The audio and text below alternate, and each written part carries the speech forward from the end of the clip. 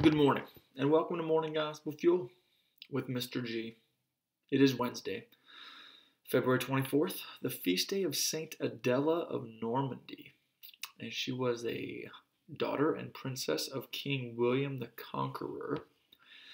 And she ended up getting married and had 11 children. And she used her wealth to develop many churches and monasteries um, in her life.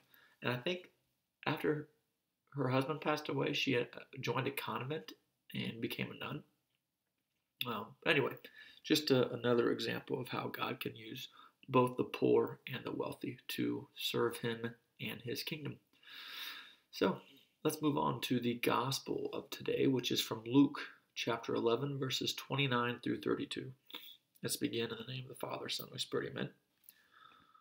While still more people gathered in the crowd, he said to them, "This generation is an evil generation. It seeks a sign, but no sign will be given, except the sign of Jonah. Just as Jonah became a sign to the Ninevites, so will the Son of Man be to this generation.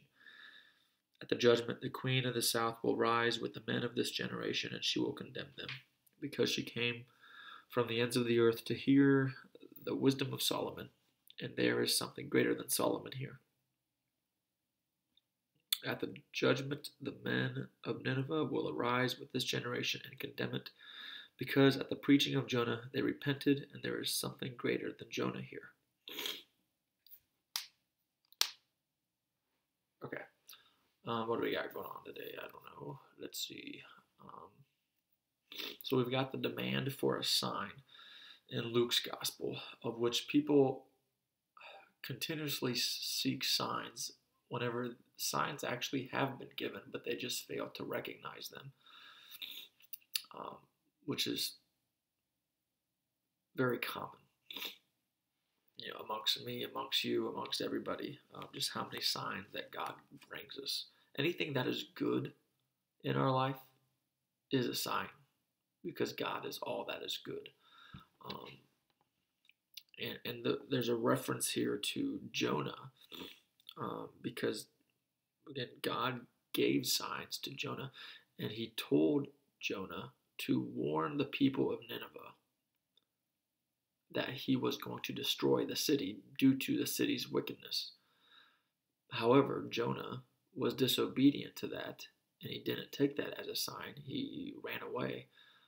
So then later on, Jonah and his people who were on the boat were in this storm that was out of their control, and then Jonah fell overboard, and that's what happened whenever Jonah was in the belly of the whale for 3 days.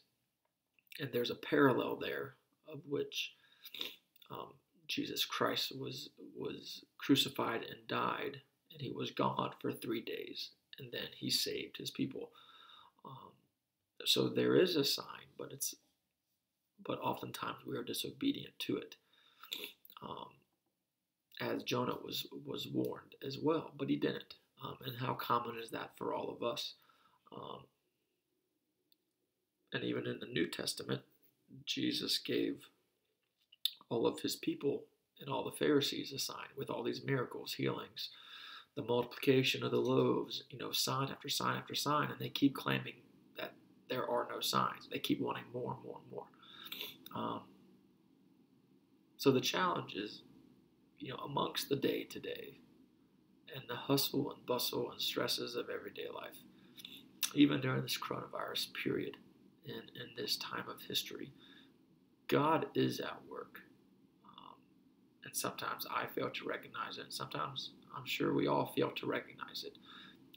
Because he's at work in the little things as well as he is in the big things. So the question is, what can we do to become more aware of God's presence and goodness in the life that we live around us? And then what can we do to be more obedient to Him?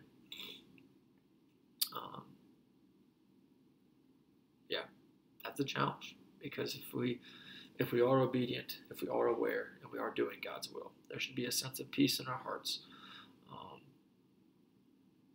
in which we're not running away from Him, because He is all that is good. So why would we run away from Him? So that's the challenge. Reflect upon that. maybe go back in Scripture and see what Jonah is all about and the whale. That'd be a great story to kind of make up to your children if you have young children. Just kind of make up a story, a bedtime story, and just relate it to Scripture with Jonah and the whale, and make it a good story, of course. And center it around good, because that's what God is. All that is good. I'm ranting now. Have a great day. God bless, and keep it real. In the name of the Father, Son, and Holy Spirit.